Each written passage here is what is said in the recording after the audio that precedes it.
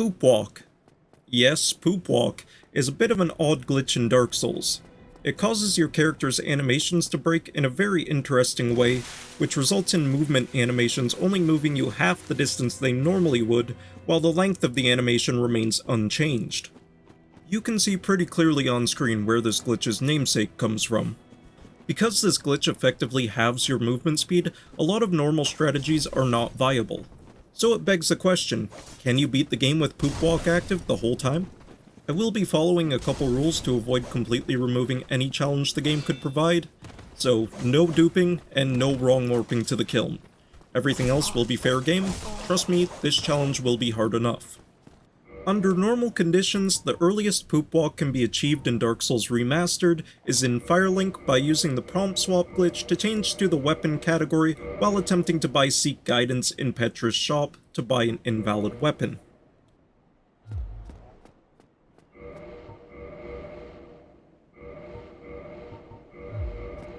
For the sake of this challenge, I modded the game to allow me to start with an invalid weapon so I could Poopwalk from the very beginning. While an invalid weapon is in your right hand, attempting to parry with a shield, or in this case perform a heavy attack with a straight sword hilt, causes your character to T-pose. If you T-pose just as the block animation transitions back to the idle animation, Poopwalk is triggered. Why this happens? I don't know. I suppose it's just another oddity with the game's engine. Unfortunately for this challenge, Poopwalk is not a persistent glitch, so anytime we go through a load screen, we'll need to trigger it again. Now, with all of the boring details out of the way, let's begin. We'll come across our first challenge almost immediately, a ladder. Ladders work in Dark Souls by counting how many steps you climb. Since we're only moving half the distance we normally would, our character will get off in the middle of the ladder instead of at the top like they're supposed to. Fortunately, this first ladder isn't too much of a problem if we just run and jump when our character decides to climb off. Starting with black firebombs, the Asylum demon fight isn't much different than it would be normally, other than it being slightly harder to avoid his attacks.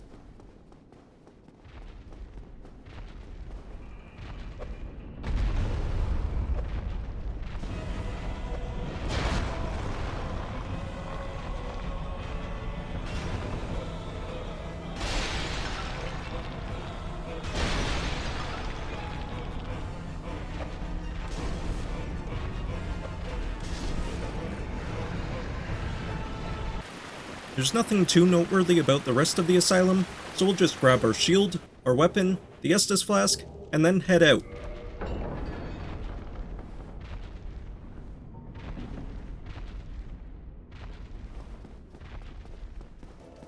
From Firelink, grab the humanity off the well, and then start heading towards the Undead Burg. We're still maneuverable enough to avoid most of the enemies here, so avoid them and proceed all the way to the male Undead Merchant.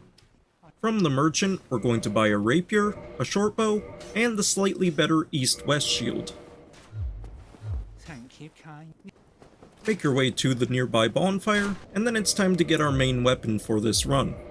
I knew to make this challenge viable, we'd need a hard-hitting weapon that we can get early on. The Black Knight sword is the perfect candidate for this, since we can get it right in the burg. The problem with getting it is that it's an RNG drop and you only get one chance, so we'll want to pop our humanity to give ourselves better odds. To take out the Black Knight, we're going to jump down to his area to grab his attention.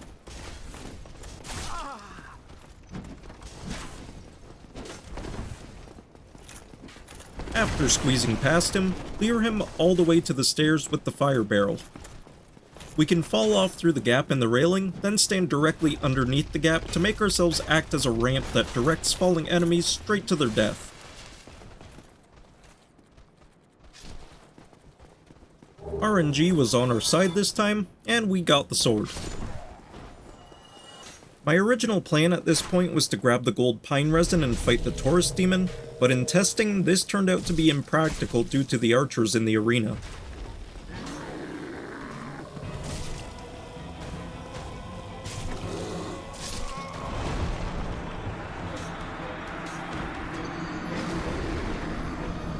In case you were wondering why we couldn't just go take out the archers first, this is what happens when you try to climb the ladder.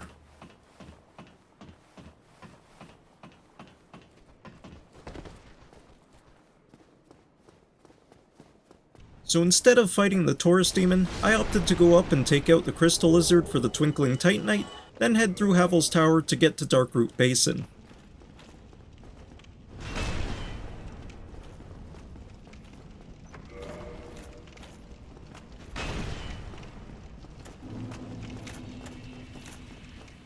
From here I decided it would probably be worth it to get the Grass Crest shield, since the extra stamina regeneration will be massively beneficial for our slow running speed.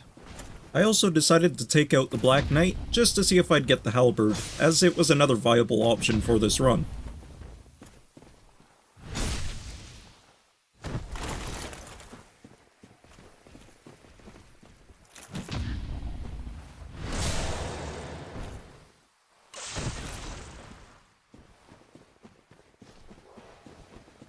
No halberd, so we're sticking with the sword. Along the long trek up the hill, take out the crystal lizard for more Twinkling Titanite, then proceed all the way to the Undead Parish bonfire, where we'll invest in a few strength levels. Now we need some souls to really get this run started, but none of the bosses are great options as we are now, so we're going to need some help. We're going to become human, then make the trek all the way through Darkroot Garden and into the tower leading to the Moonlight Butterfly.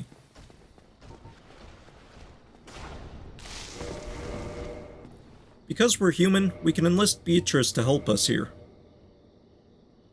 She's very good at taking down the butterfly, so all we really need to do is dodge its attacks while she does all of the work for us.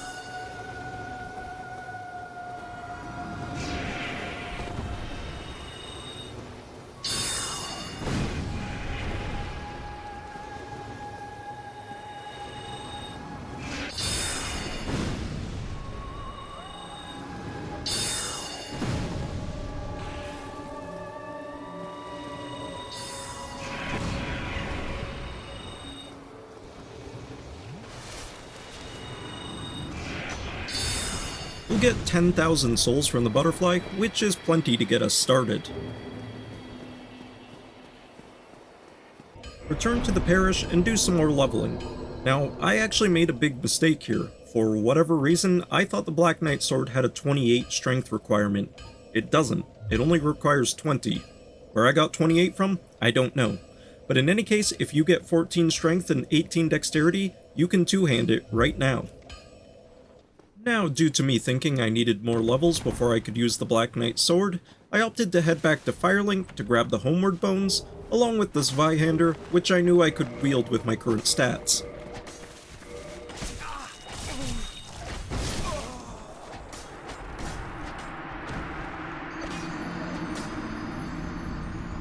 Now that we've got a weapon, it's time to give it a significant buff. We're going to be taking advantage of a glitch called Move Swap. For those of you unfamiliar with Move Swap, it's caused by tricking the game into letting you two-hand the weapon in your left hand. Normally, bows are the only weapon that can be two-handed from the left hand, and since bows lack running, jumping, and rolling attacks, the game decides that it should use the animations from the weapon in your right hand for these. I have a video that explains how to perform this glitch on Dark Souls Remastered, so I'll link to it in the description. Ignore me saying that the setup only works for female characters, I was wrong. We're going to want to grab the Firekeeper soul and head to the Gargoyles, but first we'll need to clear out the enemies since we're too slow to run past everything like we normally would. Move Swap makes this first part fairly easy, and we can safely get the soul.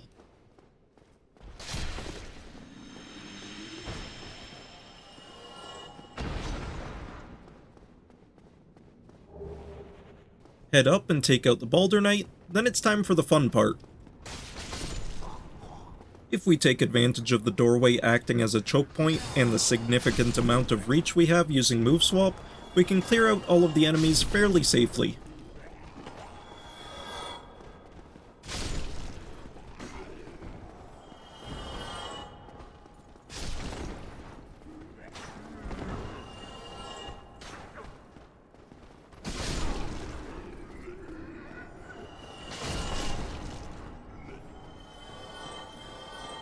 There's two ladders leading up to the Gargoyles, but fortunately for us, the jump trick works on both of them.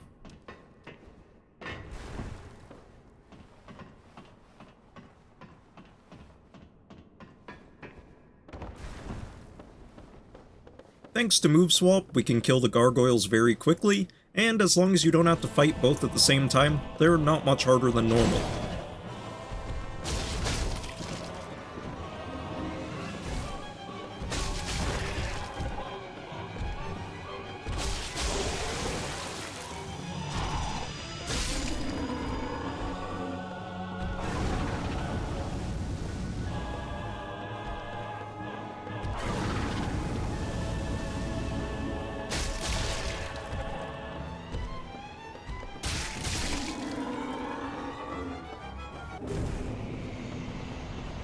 After the gargoyles is a much harder boss, this ladder.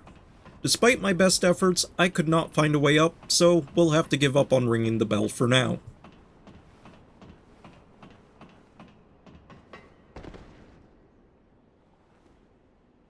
After being defeated by the ladder, we can retreat to the Undead Parish to do some upgrading. This time around I got 18 dexterity so I could actually use the Black Knight sword. Afterwards, we can also head to Andre to upgrade the sword to a solid +3. After investing the remaining souls into Endurance, it's time to head back to Firelink. At Firelink, we're going to give Lautrec the push he needs, then head down through New Londo Ruins into the Valley of Drakes, and finally into Blighttown. The normal meme roll setups we'd use to get to Lower Blighttown quickly don't work while Poopwalk is active, so I chose to take the slower, normal path down.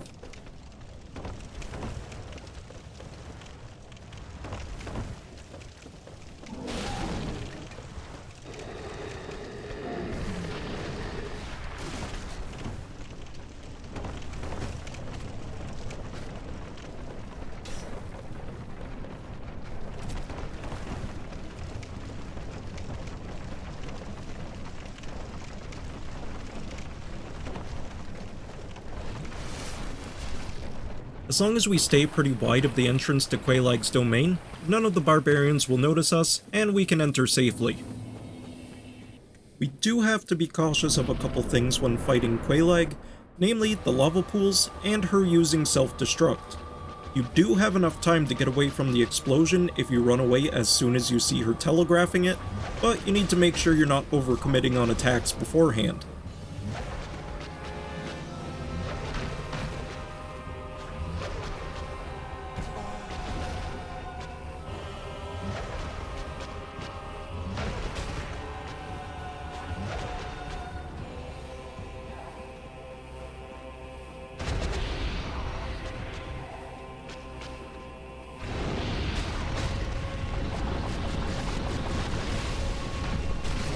I got a very lucky pattern this time, and didn't have to dodge anything too difficult.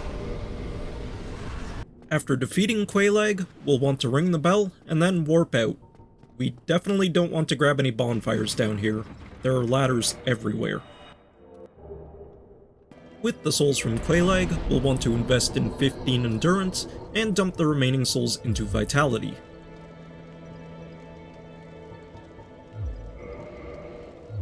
Now we're back to the problem of getting into Sen's Fortress without ringing the first bell.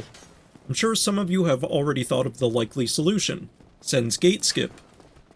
Unfortunately, Poopwalk also affects the riposte animation, which seemingly makes it so no matter how you perform the riposte, you simply don't step back far enough to clip into the death cam trigger.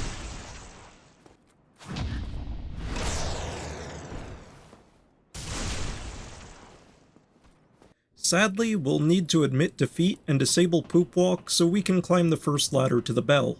This also means that, no, the game can't truly be completed with Poopwalk on the whole time. The second ladder, however, can be climbed using the jump trick, so it's just that first ladder that's a problem.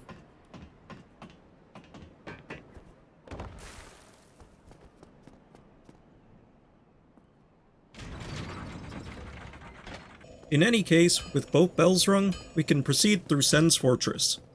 Once you learn the patterns of the traps, Sen's Fortress is actually one of the easiest places to run through in the game. In a normal run, that is. In this run, it was by far the hardest area to get through.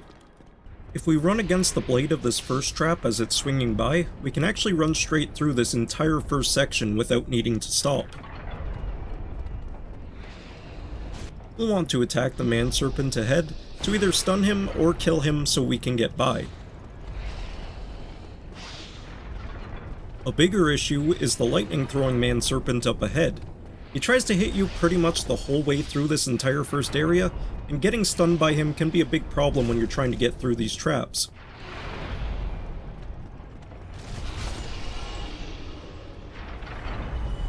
After that, we're going to want to save and quit when we get to the man-serpent who gets hit by the boulder to despawn him. When we load back in, we're going to want to equip our armor and prepare for a somewhat difficult trick. We aren't fast enough to make it all the way to the fog gate before another boulder will fall, so our best option for making it through? Backstepping through the boulder. If we position ourselves so that we backstep through the boulder right as it's reaching the bottom of the stairs, it's possible to backstep through it and survive. This will give us enough time to make it to the fog gate. We can avoid the following trap just by turning sideways, and it'll also give us a chance to heal up. We'll want to take the intended path through the next section. It's not too hard to make it through, just be careful of the lightning thrower.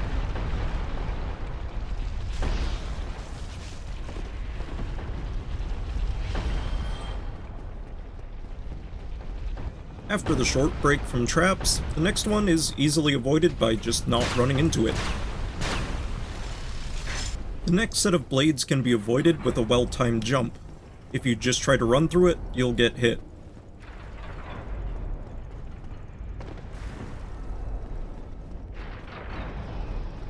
The final section can just be run through, and with that, we've finally made it through the hardest area in the run.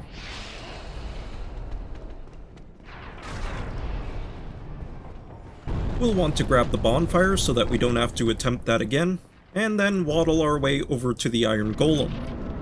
The Iron Golem isn't much of a problem here. The bigger problem is that the Firebomb Giant may actually hit you since we're so slow.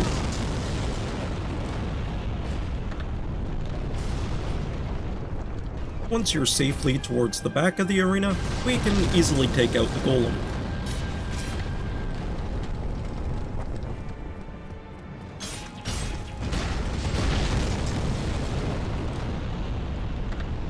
With the souls from the Golem, we can get 20 endurance and throw the rest into vitality. Proceed through Anor Londo normally to the painting room, then clear out the enemies and climb the ladder.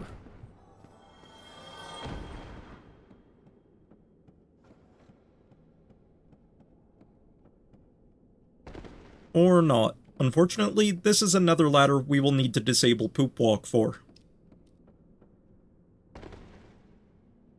Getting across the rafters isn't too bad, just dodge the throwing knives and be careful to not fall off. Take out the enemies as they come at you, and you can safely drop down at the end.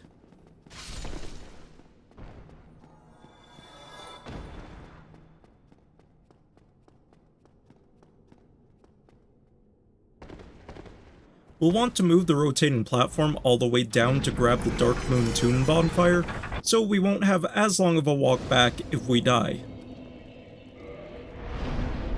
This next section is a pretty rough one. First, take out the Gargoyle so we don't have to deal with him chasing us.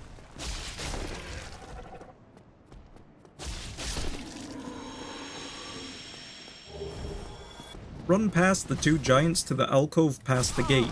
They'll stop following us once we're here. Running past the Batwing demons is pretty difficult, so instead, clear the one on the right up first and take him out, followed by doing the same to the one on the left. That is, if he doesn't take himself out. The last demon can be ignored, he won't bother us. The next section has two more demons that we'll want to try to take out one at a time.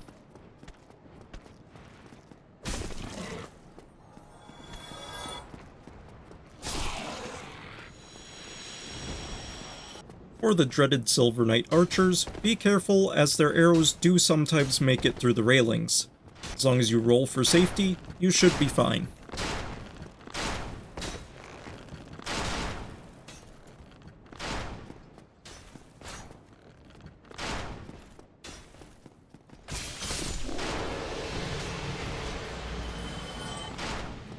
Grab the bonfire, and then it's time to proceed to Ornstein and Smough. We can't jump over the railing to take the shortcut to them, so we'll need to take the intended path. Fortunately, the intended path isn't too much more difficult. Just take out this silver knight behind this door, and the archer on the upper level. We'll want to save and quit before we enter the boss fight to get the giants off of us. The difficulty of the ONS boss fight pretty much comes down to how quickly we can kill Ornstein. If he gives us a good pattern, we can take him down quick. If not, we'll have to deal with Smough as well, and the fight becomes significantly harder.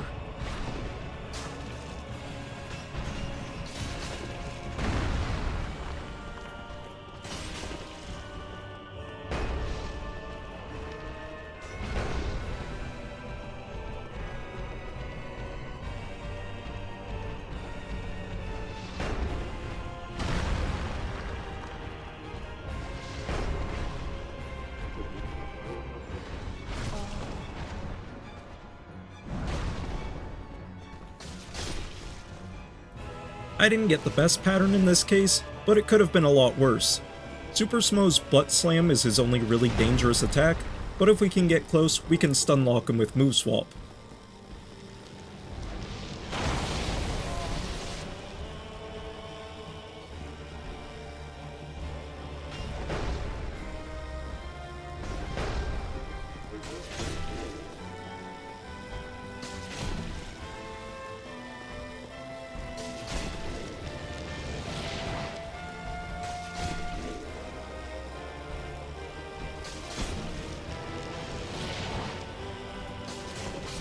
With the two of them down, it's time to grab the Lord Vessel. Dump the souls into Vitality, and then warp over to Firelink and place the Lord Vessel. Return to Anor Londo, and if you forgot to upgrade your Estus Flask like I did, do so now. Afterwards, it's time to head into the Duke's Archives. Our first obstacle is the two not-so-little pigs. They're quite tanky, but if you take your time, dealing with them isn't too difficult.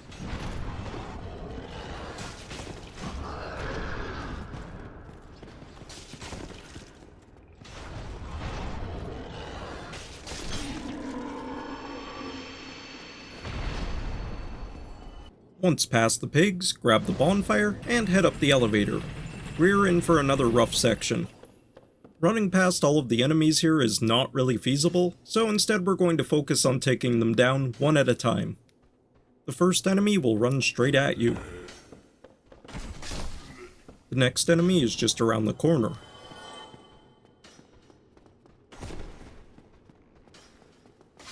Keep moving up the left side of the room, and the next enemy will come to you.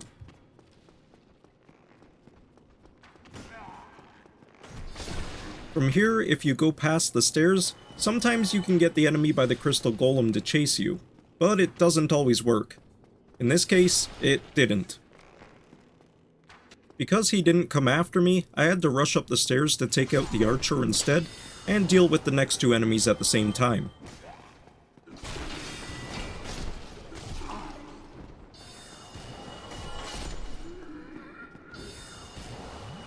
From here, we're going to make our way up the left side of the next room, using the pillars to block the channeler's attacks while dealing with the next enemy. We're completely safe behind the bookcase, and the channeler will eventually forget about us as well. Step out to lure the next enemy. Deal with him when he gets to you, and then head up the stairs and eliminate the two archers.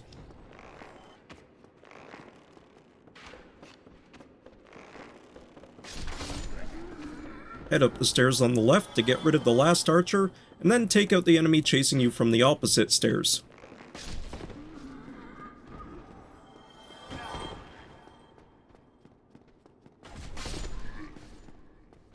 Going the intended route from here to the prison is too risky of an option for us. There are two ladders required to complete that section, and there's no telling if we can actually use them, so send up the elevator, then save and quit. Instead, we're going to make use of a trick called Duke Warp. If we slowly walk into the corner of the elevator's area while mostly facing the wall, then save and quit, we'll load in out of bounds on the elevator's railing. From here, we can meme roll down to safety, then save and quit again to avoid having a second archer firing at us.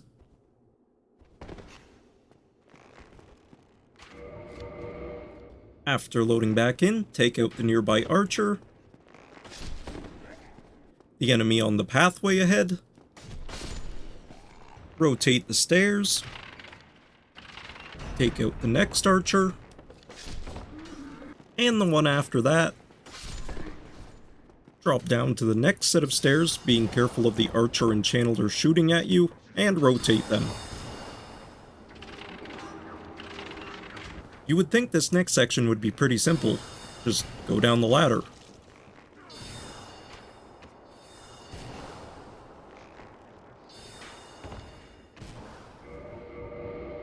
Of course, Poopwalk makes things more complicated than necessary, so we'll have to meme roll down instead.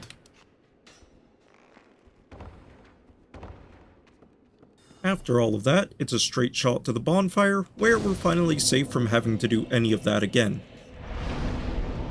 There's nothing too noteworthy about the journey into the Crystal Caves. You can run past all of the enemies with relative ease. We will want to take out the first golden golem when we get to him, however.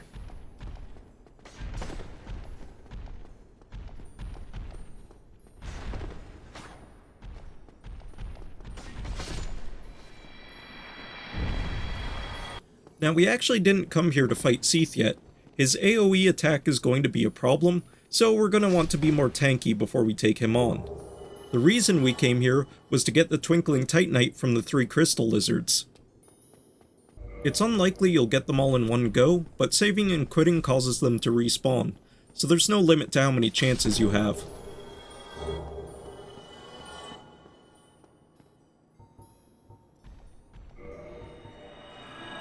With the 6 Twinkling Titanite, we can return to Andre and upgrade our sword all the way to +5. Return to Firelink and grab the fire bombs. Afterwards, head all the way through Blighttown. Now that we can warp, it's safe to grab the Daughter of Chaos bonfire. Now we're going to proceed straight to Ceaseless. We could probably cheese him, but we move so slowly that it's better to just fight him normally.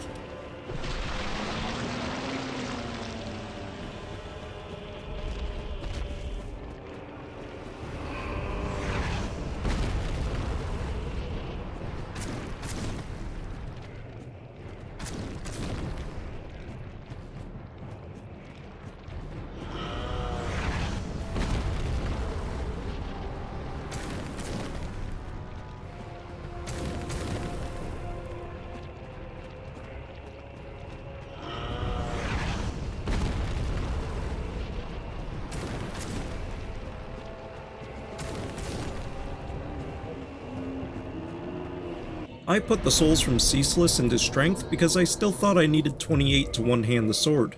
When I set up move swap afterwards and didn't get the two-handed message, is when I realized I got it wrong.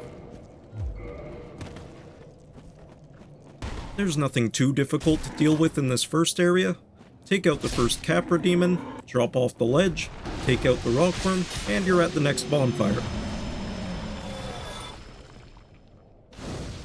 The only enemies worth clearing out in the next section are the Taurus demon, and the last 2 demonic statues if they get in your way. Fire Sage unfortunately has an AoE attack, and there's little we can do to avoid it, so we just have to hope he doesn't spam it too often, and tank through it when he does.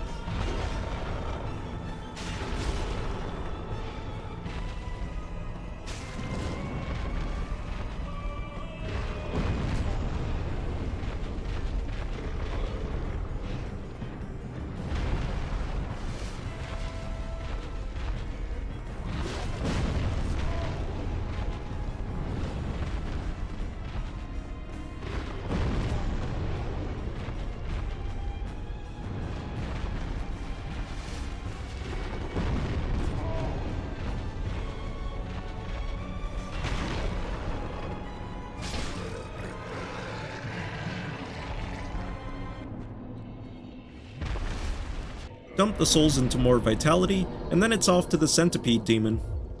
Ol Senti is made hard by two things here, his Stretch Armstrong attack and the lava in his arena. Getting all the way over to the safer area to the right isn't really feasible due to our half-distance rolls. Still, if you can manage to get him to walk far enough onto the safe ground, he's pretty easy to tear through.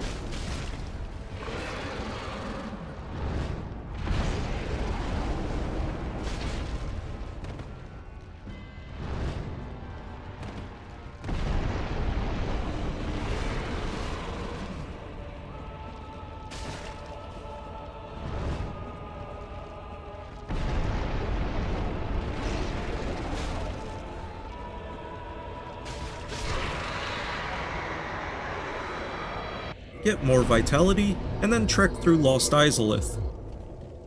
The first section of Lost Isolith is almost entirely safe.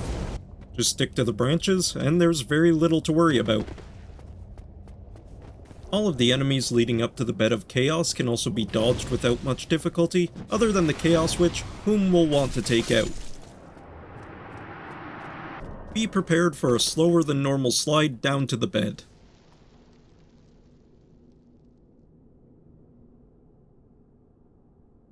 Fortunately, the firebomb trick does still work even with Poopwalk active, but we'll have to dodge a couple attacks to make it to the center.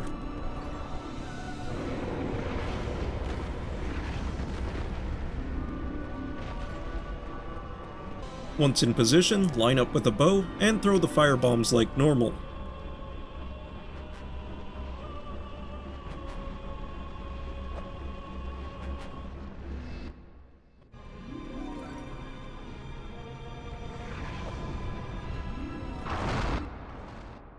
Now for the scary part.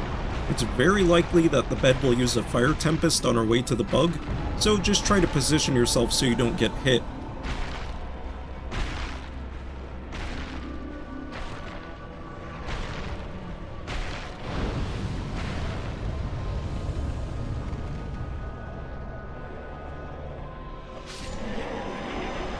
One lord down, 3 to go. Invest the souls into vitality. Return to Firelink and head into the Catacombs. The enemies here are a little bit more annoying than normal, but we can still run past most of them and clear out the ones we can't. The Necromancer is actually very annoying, so take him out, open the gate, then save and quit to lose aggro.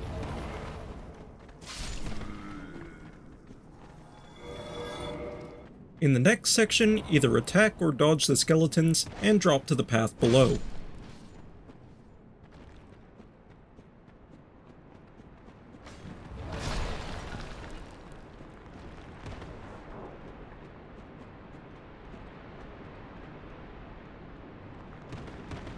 From here, heal up, then drop down again.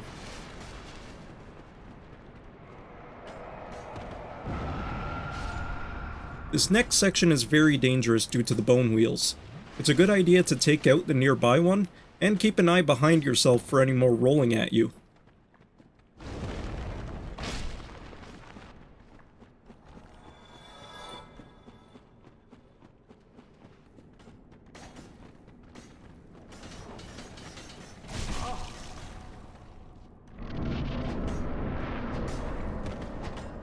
Now it's time for Pinwheel. Will he actually pose a threat now that we're moving at 50% speed?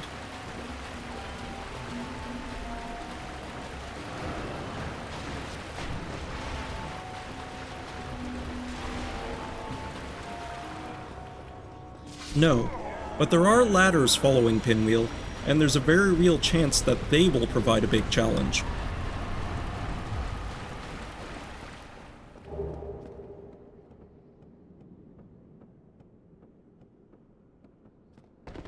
The first ladder is definitely not cooperative, but if we angle the camera slightly, we can get up using the jump trick. The second ladder, however, seems to be impossible. I couldn't get to the top no matter what I tried. Now you might be thinking that we need to disable Poopwalk for a third time in order to progress, but fortunately for us, there actually is another way through. We'll want to repeat the first ledge drop in the Catacombs again.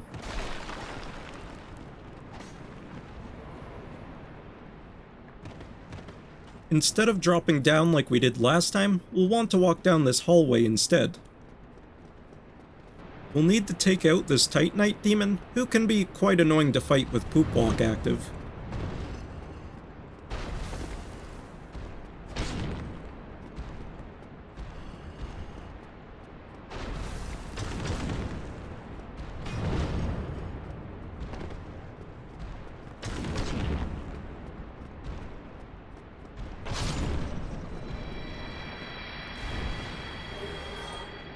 After taking him down, grab the Eyes of Death from the end of the hallway, then rest in the coffin. If you can call this resting in the coffin. You'll eventually be transported to Nito's room in the Tomb of the Giants. If we perform a Force Quit Wrong Warp here, we'll be placed at the beginning of the area, just past Pinwheel's boss room. Getting through this first section is not too hard. You might have to dodge a couple attacks from the giant skeletons, but there's nothing too crazy. At the bottom of the coffin slides, there's a bonfire you can grab. Or you could, but there's an unclimbable ladder stopping you from getting back up.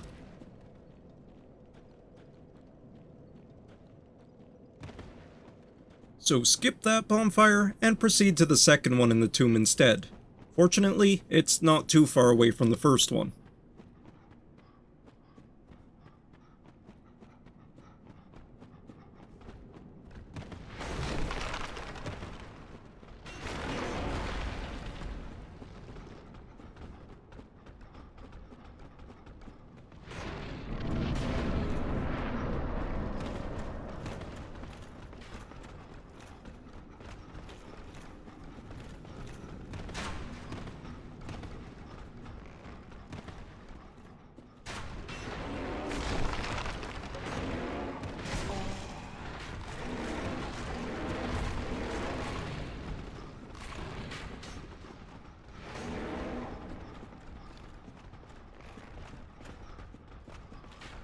Now at a usable bonfire, use the souls from Pinwheel for more vitality. The journey from the bonfire to the room before Nito is a pretty calm one. Just be careful of the archer.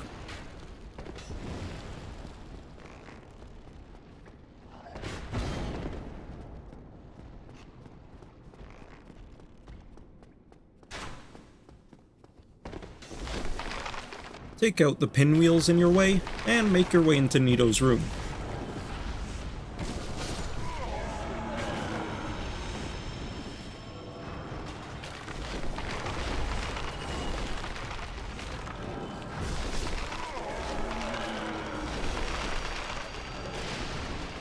Nito is a very rough boss fight due to both his AoE attack and his skeletons. I considered going back and getting armor to avoid being flinched by the skeletons, but ultimately decided to just brute force my way through the fight.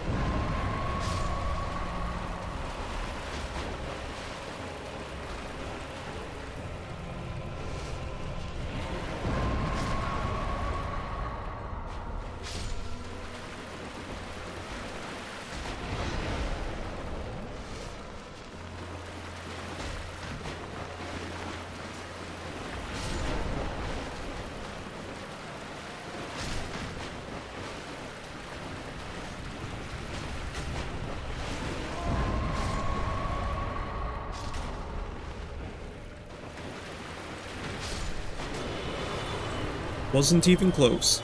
Time to head back to the Undead Parish.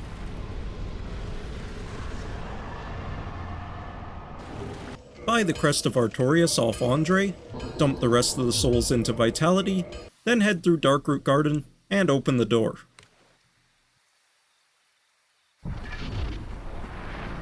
On the way to Sif, take out anyone from the Forest Covenant who dares impede our path.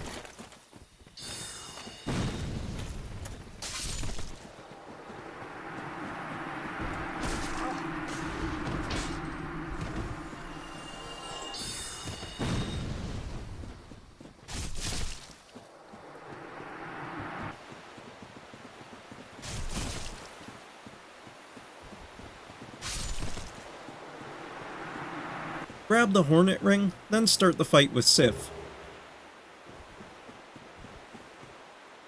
Sif is slightly more annoying than normal, but overall, not too bad.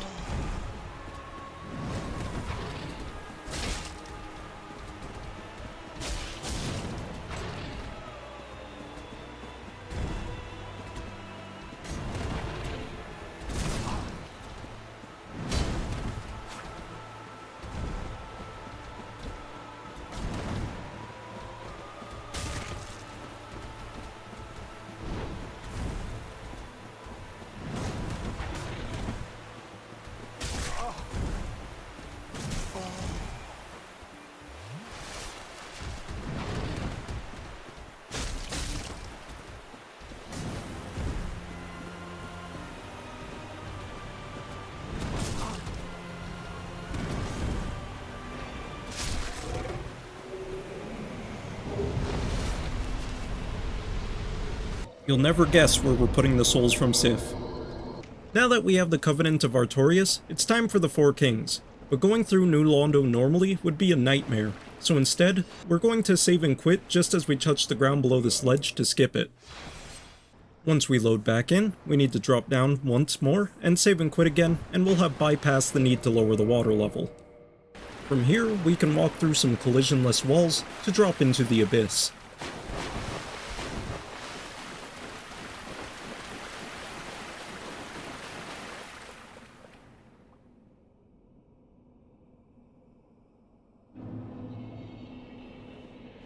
The King's grab attack is pretty hard to avoid, but other than that, the fight is pretty much the same as normal.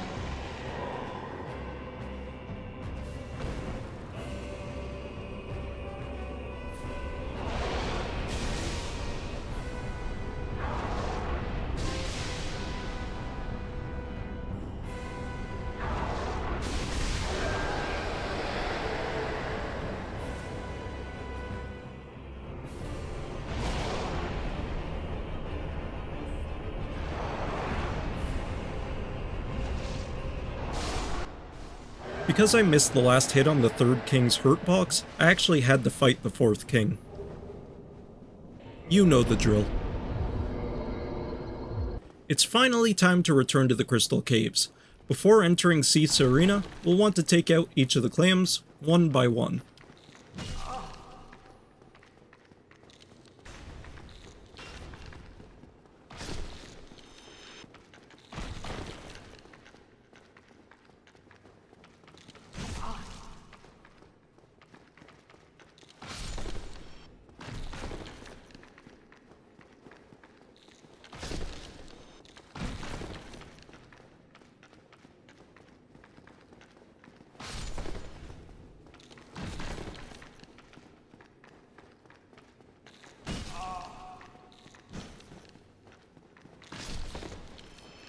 Before starting the fight with Seath, we'll want to pop a bunch of humanity to get a good chunk of curse resistance.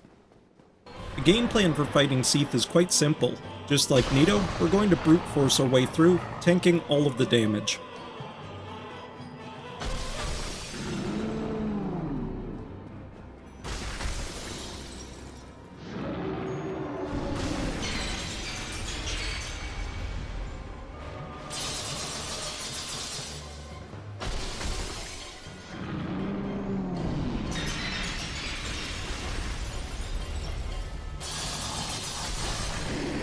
With that, we've got the final Lord Soul.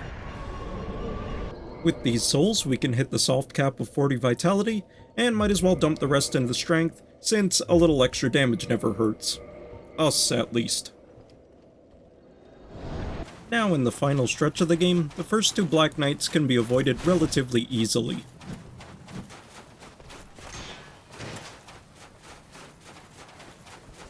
We'll have to dodge the third Knight, but still, no real problems. The fourth Knight can be a bit scary, especially since the third Knight is still chasing us, but with a well-timed roll, we're fine. The fifth and final Knight on his own is not much of a threat. Finally, we're at Gwyn, and the fight really isn't much different than normal. Just parry and riposte your way to victory.